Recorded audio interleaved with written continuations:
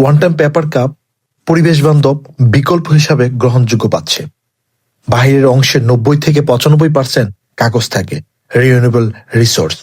অনেক দেশে এখন পিই কোটের পরিবর্তে পিএলএ কর্ন বেস কোটিং ব্যবহার করা হচ্ছে।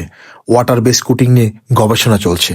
ধীরে ধীরে প্লাস্টিক মুক্তর দিকে এগিয়ে যাচ্ছে ওয়ান টাইম পেপার কাপ। যদি আমরা পিএলএ কুটের ব্যবহার করি, তাহলে আজকে যে আমরা পিএ কুটের ব্যবহার করে যে প্লাস্টিকে 5% যে আমরা প্লাস্টিক ইউজ করছি, এটাও আগামী বিশ্ব খুব শীঘ্রই পৃথিবীর মাঝখানে নিয়ে আসবে এই ধরনের কাগজ। তবে পিই কুটিটের বিকল্প হিসাবে পিএলএ এটা ব্যবহার করা হচ্ছে। এটা একটু ব্যয়বহুল পেপার হওয়ার কারণে আমরা এটা ব্যবহার করতে পারছি না। তবে বহির্বিশ্বে এবং উন্নত দেশগুলোতে পিই কুটিটের পরিবর্তে পিএলএ কুটেট ব্যবহার করা হচ্ছে। ইনশাল্লাহ আমরাও একদিন পিএলএ কুটেট বাজারে আনবো আপনাদের জন্য। ধন্যবাদ সবাইকে।